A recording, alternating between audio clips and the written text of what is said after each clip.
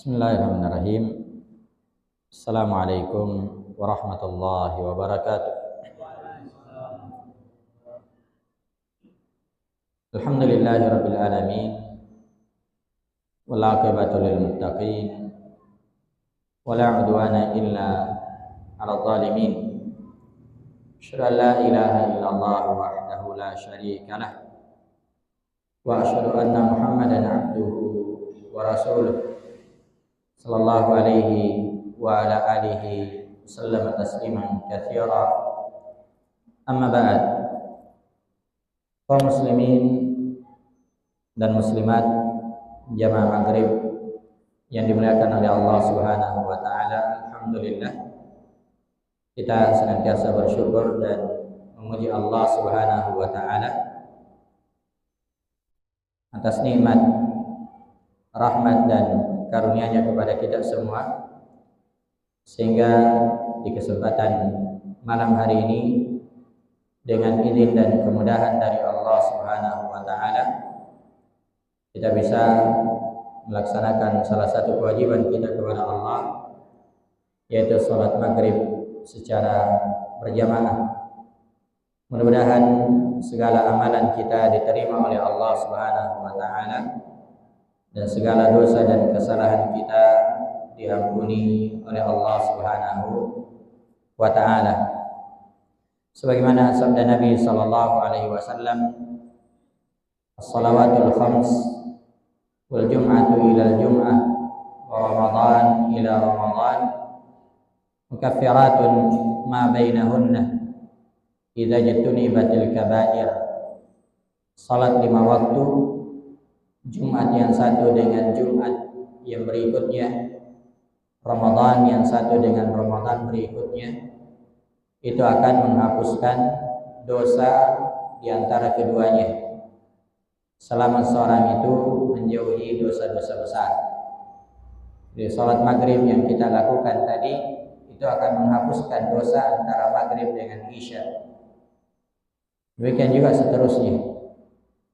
Maka ini keutamaan yang sangat besar yang diberikan oleh Allah Subhanahu wa taala. Terlebih setelah kita melaksanakan sholat maghrib, kemudian kita duduk-duduk sejenak kurang lebih 40 menit ke depan sambil menunggu waktu sholat isya, maka ini ada keutamaan lain. Nabi sallallahu alaihi wasallam menyebutkan bahwasanya al-malaikatu tusalli ala ahadikum madama fi musalla. Para malaikat akan terus bersalawat, maksudnya mendoakan salah seorang di antara kalian selama dia masih berada di tempat salatnya.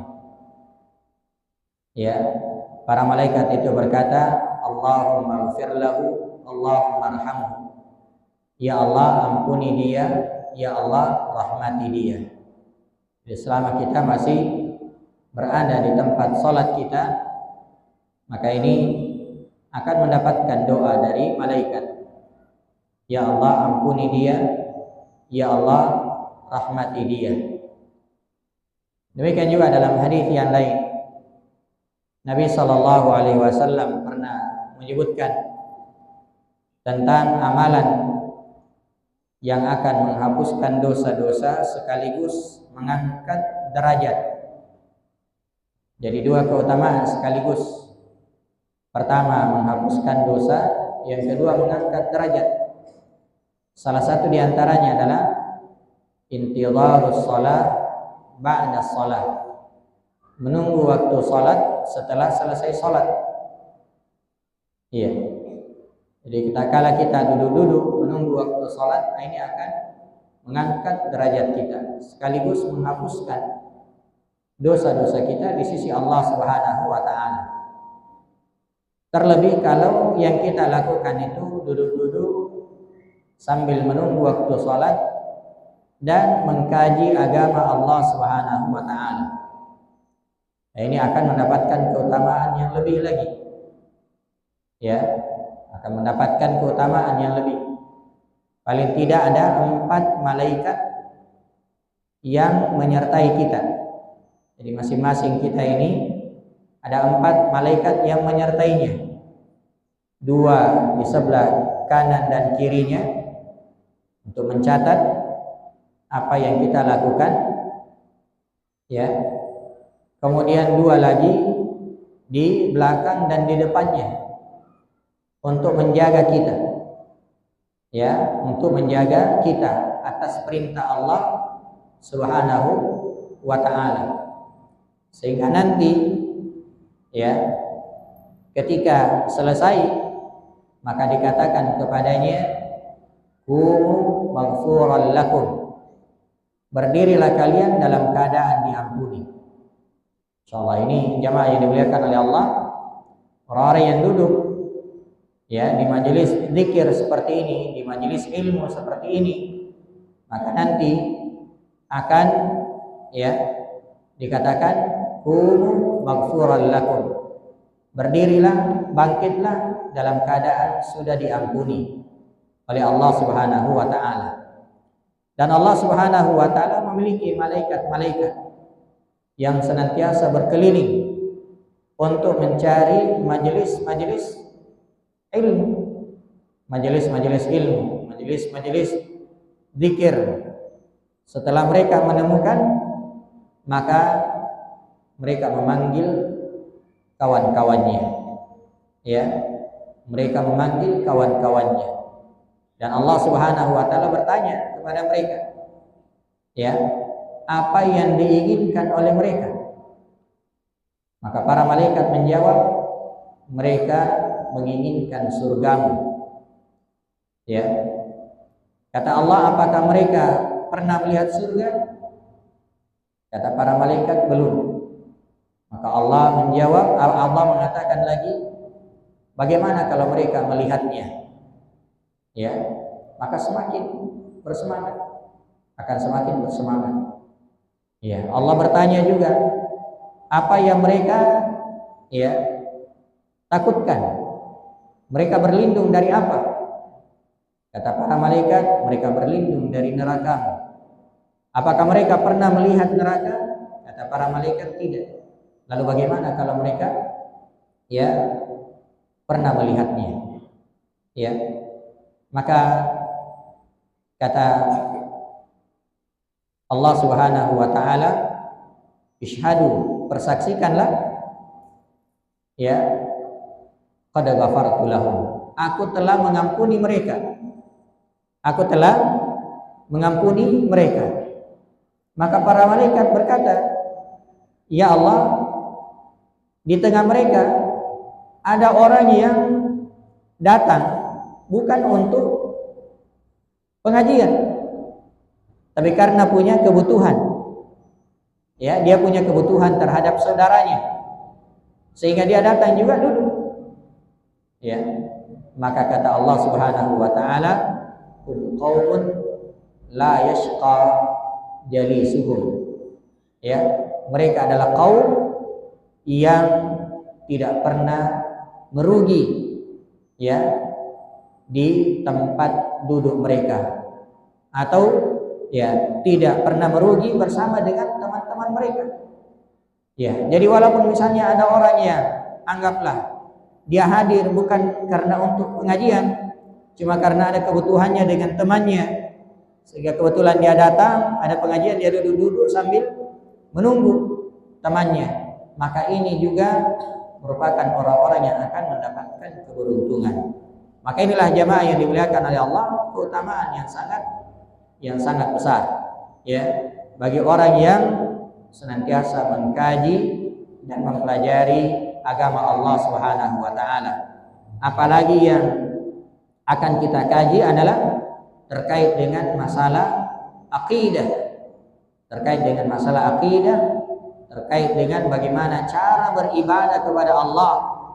Demikian juga terkait dengan hal yang akan ditanyakan oleh malaikat nanti ketika kita meninggal, ya.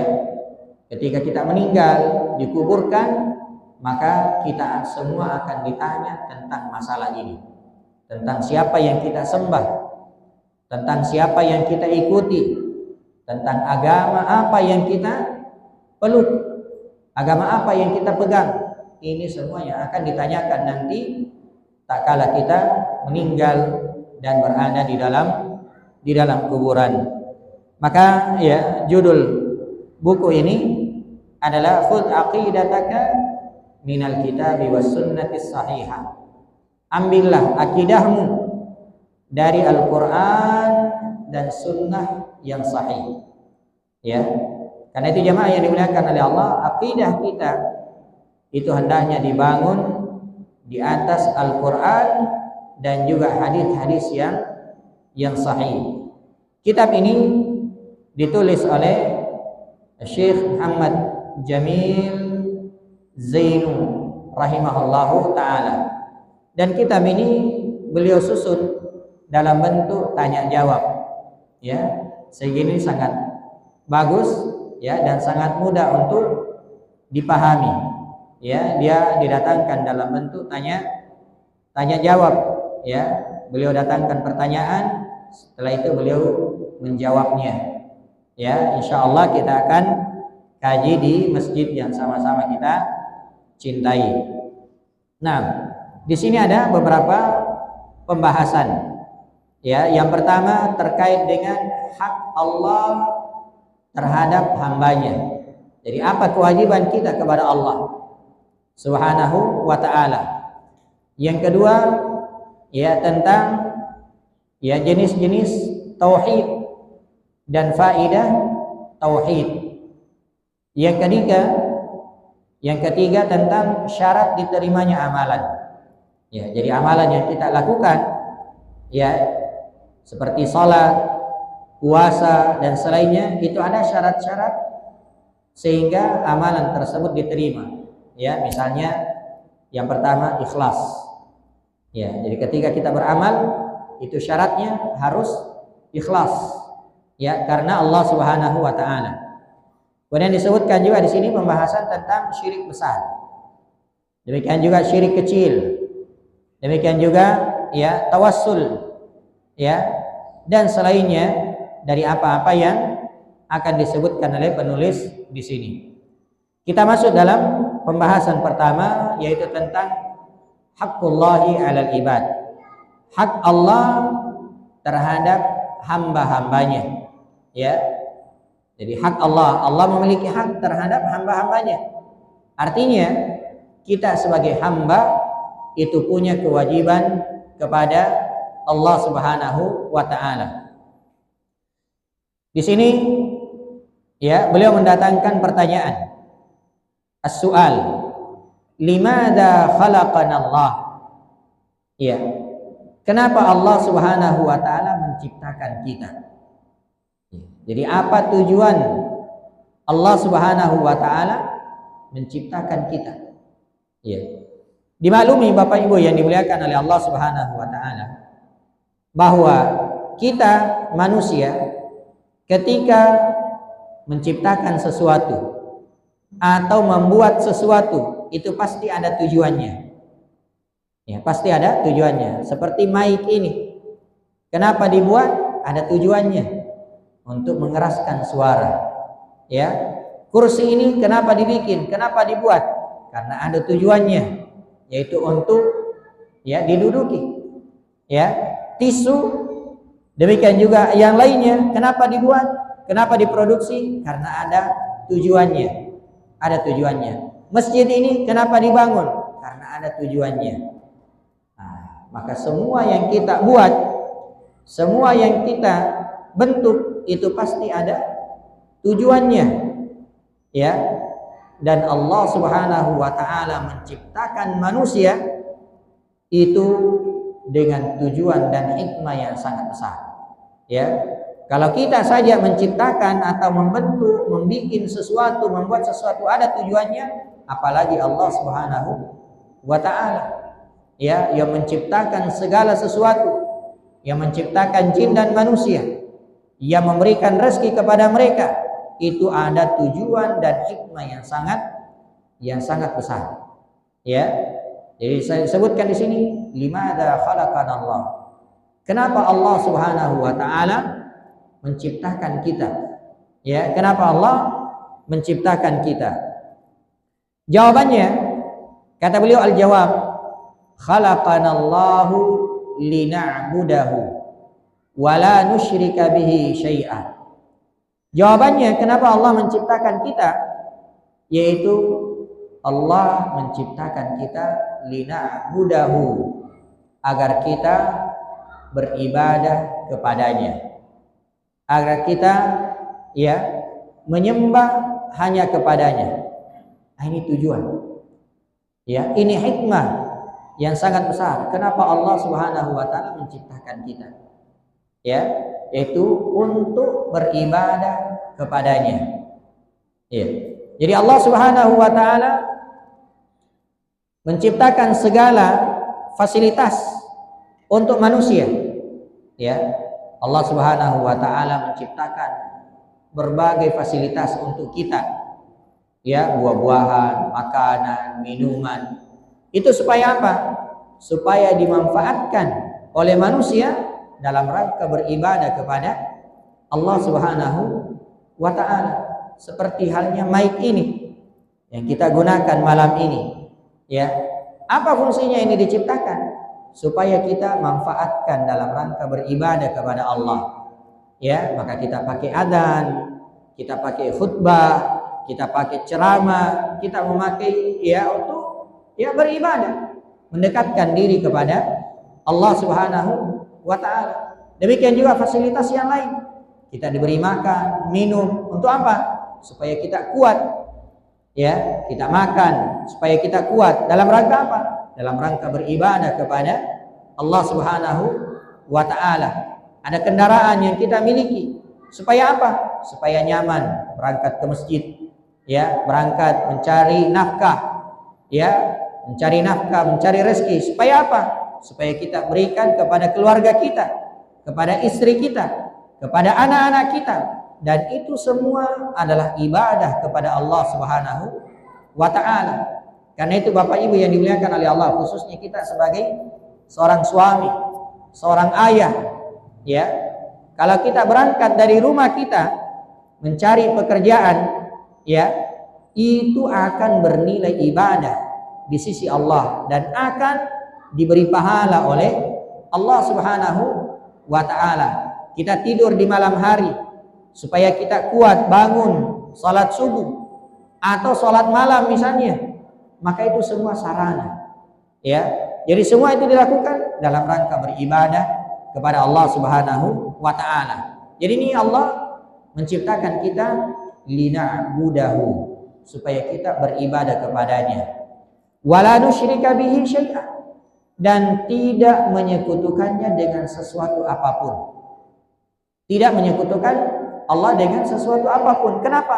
Karena Allah yang menciptakan kita, Allah yang menghidupkan kita, Allah yang memberi rezeki kepada kita, Allah yang memberi kesehatan kepada kita, Allah yang menyembuhkan kita. Jadi kalau kita sakit, Pak, Allah yang menyembuhkan kita.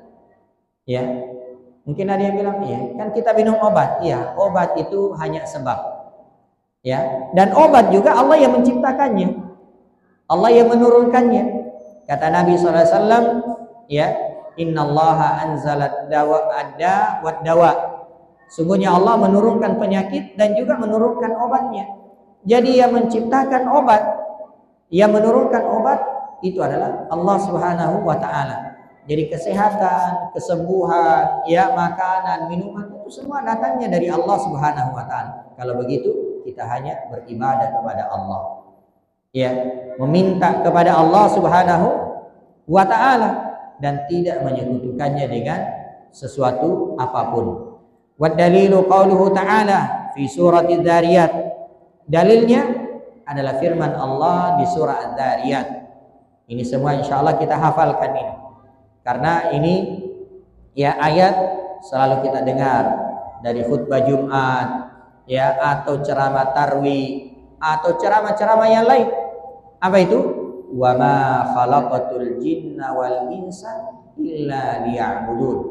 Dan aku tidak menciptakan jin dan manusia kecuali supaya beribadah kepadaku. Jadi inilah tujuan kita. Diciptakan oleh Allah supaya beribadah kepadanya. Dan juga sabda Nabi sallallahu alaihi wasallam Haqqullahi 'alal 'ibad ayya'buduhu wa la yusyriku bihi syai'a. Hak Allah terhadap hamba-hambanya yaitu agar Allah atau agar hamba beribadah hanya kepadanya dan tidak menyekutukannya dengan sesuatu apapun.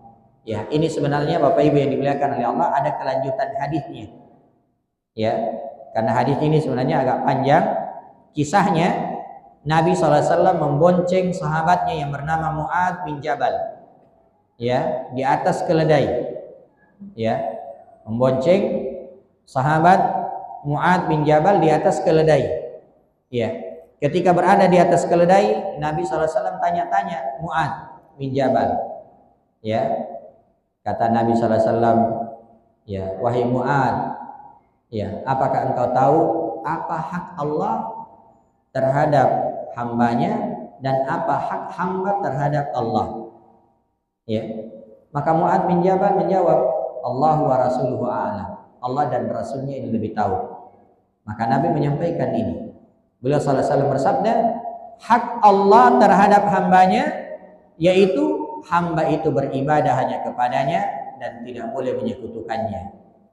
Ya, dan hak hamba terhadap Allah yaitu Allah tidak akan menyiksa hamba tersebut selama dia tidak melakukan kesyirikan. Jadi ini Pak jaminan dari Nabi sallallahu alaihi wasallam. Ya, apa itu? Kalau kita hanya beribadah kepada Allah, ya, berdoa kepada Allah, salat hanya kepada Allah, berpuasa karena Allah, ikhlas karena Allah, maka Allah tidak akan menyiksa kita. Ya, Allah tidak akan menyiksa hambanya. Ya, apakah itu di dalam kubur, ya, apalagi nanti di akhirat. Dan kita semua tentunya ingin selamat, jamaah yang dimuliakan oleh Allah. Jadi kunci keselamatan di dunia dan di akhirat ini beribadah hanya kepada Allah Subhanahu wa ta'ala. Ya, terus apa itu ibadah? Ya, beliau mendatangkan lagi pertanyaan, mahiyal ibadah? Apa itu ibadah? Apa yang dimaksud dengan ibadah? Ya, jawabannya ibadah adalah ismun jami'un lima yuhibbuhu Allahu minal aqwali wal af'al. Ibadah itu adalah, ya, satu nama yang mengumpulkan segala sesuatu yang dicintai oleh Allah. Ya, baik itu berupa ucapan maupun perbuatan. Ya, jadi apa saja yang dicintai oleh Allah berupa ucapan maupun perbuatan itu ibadah. Ya, misalnya baca Al-Quran itu dicintai oleh Allah, berarti dia ibadah. Zikir kepada Allah itu dicintai oleh Allah, maka itu adalah ibadah. Bersedekah, ya, itu adalah perbuatan yang dicintai oleh Allah, berarti sedekah adalah ibadah. Berjalan ke masjid, melangkahkan kaki ke masjid, itu adalah perbuatan yang dicintai oleh Allah, maka itu adalah ibadah. Jadi semua yang dicintai dan diridhoi oleh Allah, baik itu ucapan maupun perbuatan, maka itu adalah ibadah. Itu adalah ibadah, ya. Disebutkan di sini contohnya, kad-du'ai was-salati wadz-dzabhi wa ghairiha. Seperti doa, ya, salat, menyembelih, ya, dan selainnya. Ini semua ibadah. Ya. Jadi doa itu adalah ibadah, ucapan yang dicintai karena Allah perintahkan. Allah memerintahkan kita, ud'u rabbakum, berdoalah kalian kepada Tuhan kalian. Berarti ini adalah ibadah. Wassalat, salat apalagi? Ya, adalah ibadah yang paling dicintai oleh Allah. Wadzabah, demikian juga menyembelih, berkurban, itu adalah ibadah dan selainnya. Qala ta'ala, sebagaimana firman Allah Subhanahu wa ta'ala, qul inna salati wa nusuki wa mahyaya wa mamati lillahi rabbil alamin. Katakanlah wahai Nabi Muhammad, ya, dan ini potongan ayat ini jamaah yang dimuliakan oleh Allah merupakan doa yang biasa kita baca ketika salat, yaitu doa iftitah atau doa istiftah. Setelah kita takbir Allahu Akbar, nah, salah satu doa istiftah yang kita baca ini, inna salati wa nusuki wa mahyaya wa mamati lillahi rabbil alamin. Katakan wahai Nabi Muhammad, sungguhnya salatku, sembelihanku, ya, hidup dan matiku seluruhnya kuserahkan kepada Allah Rabbul Alamin. Ya, seluruhnya kuserahkan kepada Allah Rabbul Alamin. Jadi kita salat Allahu Akbar, ya, menghadap kepada Allah. Menyembelih kita baca Bismillah Allahu Akbar. Ya. Makanya kalau kita menyembelih Pak, menyembelih ayam, menyembelih sapi, menyembelih kerbau, menyembelih kambing, itu kita sebut Bismillah Allahu Akbar. Dengan nama Allah, Allah Maha Besar. Kemudian kita sembelih. Ya, kemudian kita sembelih. Ya. Dan juga Allah Subhanahu wa taala atau Nabi sallallahu alaihi wasallam bersabda di dalam hadits qudsi, "Wa ma taqarraba ilayya 'abdi bi syai'in ahabba ilayya mimma aftaradtuhu alaihi." Dan tidaklah hambaku mendekatkan diri kepadaku dengan sesuatu, ya, yang paling aku cintai daripada hal-hal yang aku wajibkan. Jadi yang paling dicintai oleh Allah itu Bapak Ibu yang dimuliakan oleh Allah adalah ibadah wajib seperti salat 5 waktu, ya, zakat, ya, haji, puasa Ramadan. Demikian juga hal-hal yang wajib yang lainnya. Jadi sesuatu yang paling dicintai oleh Allah itu adalah yang wajib. Kemudian setelah itu yang sunnah, ya, yang sunnah-sunnah, ya, hal-hal yang sunnah kalau kita lakukan maka itu akan mendatangkan kecintaan Allah Subhanahu wa taala. Ya, kita akan dicintai oleh Allah ketika kita rajin mengerjakan ibadah-ibadah sunnah seperti salat rawatib, ya, salat rawatib. Demikian juga misalnya puasa-puasa sunnah, sedekah-sedekah sunnah, atau haji atau umroh yang sunnah, setelah tentunya kita melakukan yang wajib. Ya, karena ibadah haji yang wajib itu 1 kali. Ya. Demikian juga umroh yang wajib itu 1 kali, selebihnya sunnah. Ya. Tapi kalau kita lakukan, itu adalah hal yang sangat dicintai oleh Allah Subhanahu wa taala. Dari sini jamaah yang dimuliakan oleh Allah, sedikit ada tambahan. Disebutkan oleh Imam As-San'ani, ya, rahimahullahu taala, bahwasanya ibadah itu terbagi 5. Ibadah itu ada 5 bentuknya. Yang pertama adalah ibadah hati. Ya, ibadatun qalbiyatun, ibadah hati. Apa itu ibadah hati? Seperti meyakini Allah yang mencipta, Allah yang menghidupkan, Allah yang mematikan.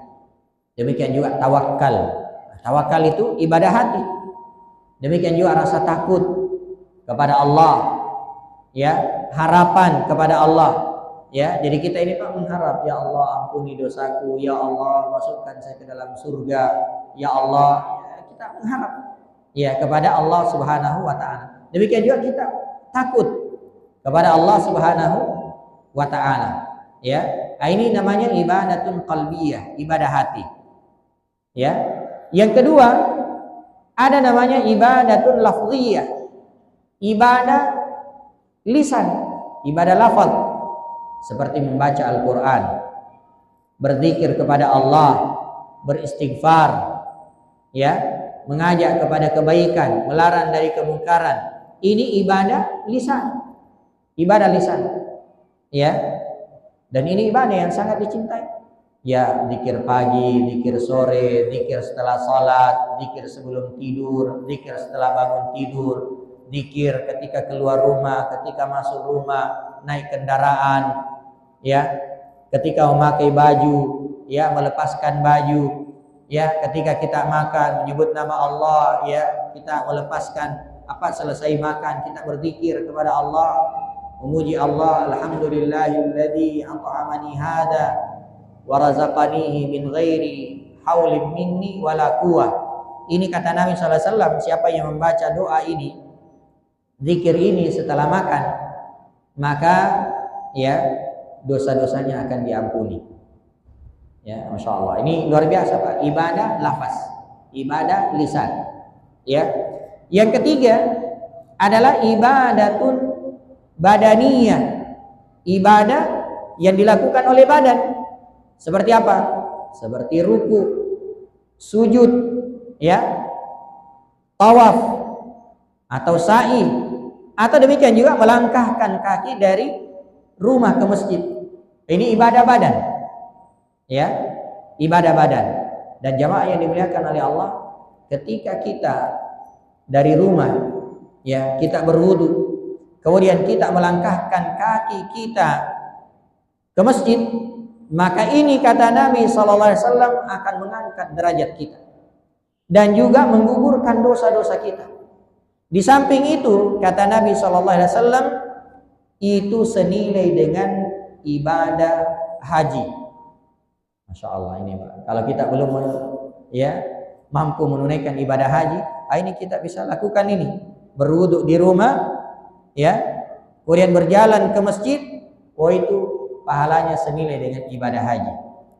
Ya, dari sisi pahala, ya, tapi bukan menggugurkan kewajiban haji.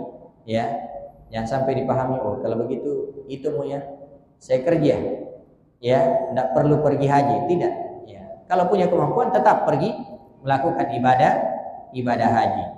Nah, ini jamaah yang dimuliakan oleh Allah, ya. Ibadah yang keberapa ini? Yang ketiga, ibadah badan.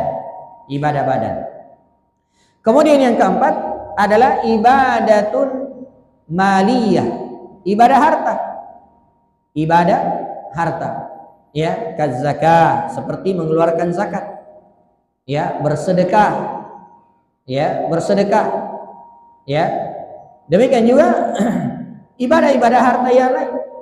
Ada orang yang butuh, kemudian kita bantu, ya, maka ini ibadah yang sangat agung. Ibadah, ya, ibadah, ya, harta. Dan kadang satu ibadah itu mengumpulkan jenis-jenis ibadah tadi, ya, seperti apa?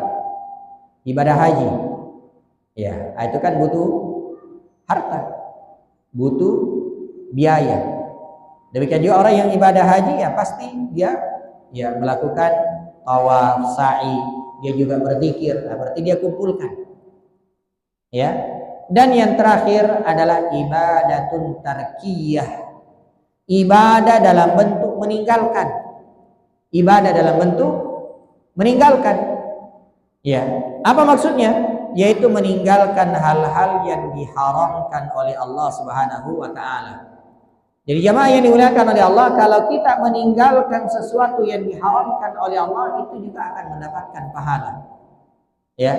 Jadi kita ini mendapatkan pahala bukan hanya ketika mengerjakan, ya, seperti mengerjakan salat dan selainnya, itu dapat pahala.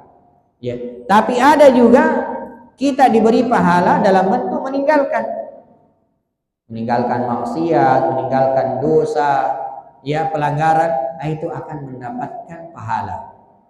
Ya, bahkan jamaah yang dimuliakan oleh Allah, ada orang, ya, yang dinaungi nanti pada hari kiamat di bawah arsy Allah Subhanahu wa ta'ala. Ketika manusia itu dalam kondisi yang sulit, dalam kondisi kelelahan, kecapean, ya, kepanasan, matahari didekatkan di atas kepala, jaraknya hanya 1 mil, sangat dekat, ya, sangat dekat, sehingga ada orang yang berkeringat sampai mata kakinya, ya, sepanas-panasnya Pak kita rasakan di dunia ini, belum pernah berkeringat sampai mata kaki, ya. Nanti di hari kemudian ada orang yang berkeringat sampai mata kakinya, ada orang yang berkeringat sampai lututnya, sampai pinggangnya, bahkan ada yang ditenggelamkan oleh keringatnya, ya. Bersamaan dengan itu jamaah yang dimuliakan oleh Allah, ada 7 golongan manusia yang mendapatkan naungan di bawah arsy Allah Subhanahu wa ta'ala, tidak merasakan kepanasan. Salah satu di antaranya adalah kata Nabi SAW, wa rajulun da'athu imra'atun dhatu mansabin wa jamal faqala inni akhafullah. Seorang yang diajak oleh perempuan cantik, ya, punya harta, punya kedudukan, ya, perempuan ini mengajaknya untuk melakukan perbuatan yang buruk, ya, melakukan perbuatan zina, tapi sang laki-laki mengatakan inni akhafullah, saya takut kepada Allah, maka orang ini Pak akan mendapatkan naungan. Ini menunjukkan bahwasanya orang yang meninggalkan sesuatu karena Allah akan diberi pahala, bahkan akan mendapatkan naungan khusus nanti. Ya. Dan disebutkan di dalam hadis bahwasanya man taraka syai'an lillah abadalahu Allahu khairan minha. Siapa yang meninggalkan sesuatu karena Allah, maka Allah akan menggantikan dengan yang lebih baik. Oh, ini Pak, keyakinan yang luar biasa. Kalau kita tinggalkan sesuatu karena Allah, maka Allah akan Allah akan menggantikan dengan sesuatu yang lebih baik, ya, dari Allah Subhanahu wa taala. Maka ini 5 jenis ibadah. Ada ibadah hati, ada ibadah lisan, ada ibadah badan, ada ibadah harta, dan ada ibadah dalam bentuk meninggalkan, ya, yaitu meninggalkan sesuatu yang diharamkan oleh Allah Subhanahu wa taala. Nah, kemudian yang ketiga, ya, as-su'al, pertanyaan. Setelah beliau menyebutkan apa tujuannya, apa hikmahnya Allah menciptakan kita, ya, kemudian, ya, beliau menjawab, yaitu untuk beribadah kepada Allah. Terus apa itu ibadah? Ibadah adalah segala sesuatu yang dicintai dan diridhoi oleh Allah, baik itu ucapan maupun perbuatan. Beliau bertanya lagi, kaifa na'budullah? Bagaimana cara kita beribadah kepada Allah? Ya. Bagaimana cara kita beribadah kepada Allah? Al-jawab, jawabannya kama amaranallahu wa rasuluh. Kita beribadah kepada Allah sesuai dengan yang diperintahkan oleh Allah dan Rasulnya. Ya. Jadi kita ini salat sebagaimana yang dicontohkan oleh Rasulullah sallallahu alaihi wasallam. Ya. Karena Nabi sallallahu alaihi wasallam bersabda, "Shallu kama ra'aitumuni usalli." Salatlah kalian sebagaimana kalian melihat aku salat. Ya, kita tidak melihat Nabi sallallahu alaihi wasallam salat, tapi para sahabat yang melihatnya. Ya, para sahabat yang diajari oleh Nabi sallallahu alaihi wasallam, begini kalau takbir, begini kalau ruku, begini kalau sujud. Ya, ini yang dibaca kalau takbir.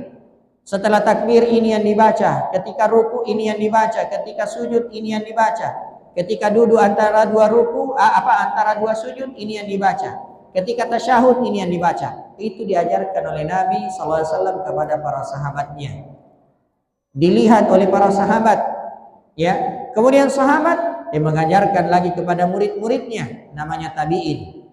Ya, tabi'in juga mengajarkan kepada murid-muridnya, ya, yaitu tabi'in dan seterusnya, ya, kepada Imam Asy-Syafi'i, Imam Malik, Imam Ahmad, Imam Abu Hanifah, Imam Al-Bukhari, Imam Muslim, dan seterusnya mengajarkan kepada muridnya, muridnya mengajarkan lagi sampailah kepada kita. Ya, sampailah kepada kita. Ya. Nah, seperti itu jamaah yang dimuliakan oleh Allah. Jadi Nabi sallallahu alaihi wasallam disebutkan di dalam hadis kalau takbir, ya, disebutkan dalam hadis takbiratul ihramnya Nabi itu sejajar dengan bahunya atau sejajar dengan telinganya. Ya. Itu yang diajarkan oleh Nabi sallallahu alaihi wasallam. Ketika ruku, bagaimana rukunya? Tidak seperti ini, ya, tapi rata-rata air. Ya, beliau pegang kedua lututnya. Ya, beliau pegang kedua lututnya, jadi bukan kakinya, bukan betisnya, tapi lututnya, sehingga ketika ruku itu rata-rata air. Ya, ketika sujud Nabi sallallahu alaihi wasallam menyebutkan, ya, sebagaimana dalam hadis Ibnu Abbas, kami diperintah untuk sujud di atas 7 anggota badan, 7 anggota sujud. Apa itu? 1, ya, dahi, dan beliau berisyarat dengan hidung. Ya, jadi kalau kita sujud, Bapak Ibu yang dimuliakan oleh Allah, ya, ini tidak boleh terangkat ini hidung. Ya, Misalnya sujud cuma dahinya saja, hidungnya tidak menyentuh lantai, tidak. Itu harus menyentuh lantai. Jadi ini dahi ya atau jidat menyentuh lantai, hidung juga menyentuh lantai. Ya, itu dihitung satu. Kemudian kedua telapak tangan, kedua lutut, dan kedua ya kaki. Makanya Bapak Ibu yang dimuliakan oleh Allah, kalau kita sujud tidak boleh diangkat kakinya. Ya, tidak boleh diangkat kakinya, tapi kaki itu harus ya menyentuh lantai. Ya, harus menyentuh lantai, jari-jarinya harus tetap rapat di lantai. Ya, itulah caranya Nabi SAW. Maka demikianlah kita beribadah kepada Allah. Kama amarana Allah wa Rasul, sebagaimana yang diperintahkan oleh Allah dan Rasulnya. Kita haji ya ke Mekah, bukan di tempat lain. Demikian juga kita umrah ke Mekah, ya bukan ke tempat lain. Datang bulan Ramadan kita berpuasa. Kenapa? Allah yang memerintahkan kita. Rasulullah mencontohkan kepada kita. Karena itu Allah berfirman di surah Muhammad ayat 33. Ya ayyuhalladzina amanu atti'ullaha wa atti'ur rasul wa la tubtilu a'malakum. Wahai orang-orang yang beriman, taatilah Allah dan taatilah Rasulnya. Ya, jadi kita taat kepada Allah, kita taat kepada Rasulnya Sallallahu Alaihi Wasallam. Selain Allah dan selain Rasul, kita taati kalau bukan maksiat. Kita taati kalau dia taat kepada Allah Subhanahu Wa Taala. Ya, seperti orang tua kita, kita wajib taat kepadanya selama bukan maksiat. Selama bukan maksiat. Tapi kapan memerintahkan kepada maksiat, maka tidak boleh kita taat. Tapi tidak boleh juga durhaka. Tidak boleh juga durhaka kepada kedua orang tua. Jadi Allah dan Rasulnya itulah yang kita taati secara mutlak. Adapun manusia, ya itu ditaati kalau dia memerintahkan kepada kebaikan. Memerintahkan kepada kebaikan. Ya misalnya seorang ustadz, ya seorang ustadz. Ya misalnya seperti ya ada, ya siapa saja dari ustadz kita, ya ditaati, diikuti kalau dia mengajak untuk taat kepada Allah. Tapi kalau dia mengajak untuk bermaksiat, maka tidak boleh diikuti. Tidak boleh diikuti. Ya, tidak boleh diikuti. Lalu Allah berfirman, "Wala tubtilu a'malakum." Dan jangan kalian membatalkan amalan-amalan kalian. Ya. Bagaimana caranya membatalkan amalan? Ya, membatalkan amalan itu satu. Ya, membatalkan amalan itu satu, mengungkit-ungkit. Ya, mengungkit-ungkit. Ya. Jadi kalau kita sudah beramal, sudah melakukan sesuatu, tidak perlu kita ungkit-ungkit. Tidak perlu kita sebut-sebut. Ya. Misalnya, ya, kita bersedekah, membangun masjid, ya, atau membangun pesantren. Lalu kita bilang, "Oh, saya itu yang bangun." Ya, kalau bukan saya itu tidak jadi itu. Ya, ini ungkit-ungkit namanya. Ya. Atau misalnya ada orang yang pernah kita sekolahkan jadi sarjana, S1, S2, bahkan mungkin jadi doktor. Ya, langsung kita bilang, kalau bukan saya itu tidak jadi sekolah itu. Itu mengungkit-ungkit namanya pemberian. Ini tidak perlu kita sembunyikan saja. Ya. Karena kapan kita ungkit-ungkit, itu bisa membatalkan amalan kita. Yang boleh mengungkit amalan itu kalau digunakan untuk berdoa. Yang namanya tawassul dengan amalan. Misalnya pernah kita melakukan amalan yang kita anggap itu adalah amalan yang ikhlas, amalan yang paling bagus kita kerjakan, boleh kita menyebut, "Ya Allah, kalau memang itu puasaku itu hari, kalau memang itu sedekahku adalah sedekah yang paling baik, yang paling ikhlas, ya Allah, dengan sedekah tersebut saya mohon kepadamu mudahkan urusanku." Ini boleh. Ya, menyebutkan amalan saleh kemudian berdoa kepada Allah Subhanahu wa taala. Cara yang lain dari membatalkan amalan, yaitu menyakiti perasaan orang yang kita berbuat baik kepadanya. Kita bersedekah kepadanya tapi kita menyakiti perasaannya. Ini juga termasuk hal yang akan membatalkan amalan. Demikian juga melakukan amalan tidak disertai dengan keikhlasan kepada Allah Subhanahu wa taala. Ya, Bapak Ibu yang dimuliakan oleh Allah Subhanahu wa taala, mungkin ini dulu yang bisa kita kaji pada malam hari ini. Mudah-mudahan ada manfaatnya dan semoga Allah Subhanahu wa taala senantiasa menjadikan kita sebagai orang yang ikhlas di dalam beribadah kepada Allah Subhanahu wa taala. Dan sebelum saya tutup, saya ingin menyebutkan sebuah hadis dari Nabi sallallahu alaihi wasallam yang mengatakan la yashkurullah man la yashkurun nas. Tidak bersyukur kepada Allah orang yang tidak berterima kasih kepada manusia. Maka saya mengucapkan banyak terima kasih kepada pengurus masjid dan kepada seluruh warga yang ada di daerah Mapala ini. Saya mengucapkan banyak terima kasih, jazakumullahu khairan, yang telah memberikan kesempatan untuk menyampaikan pengajian di tempat ini. Semoga Allah Subhanahu wa taala senantiasa memberikan pahala yang berlipat ganda kepada kita semua. Semoga Allah Subhanahu wa taala senantiasa mengumpulkan kita di atas kebaikan, mewafatkan kita di atas kebaikan, dan mempertemukan kita di dalam surganya yang penuh dengan kenikmatan. Innahu waliyudzalika wal qadiru alaihi. Hadanallahu wa iyyakum. Subhanallahi wa bihamdik, asyhadu an la ilaha illa anta astaghfiruka wa atubu ilaik. Assalamualaikum warahmatullahi wabarakatuh.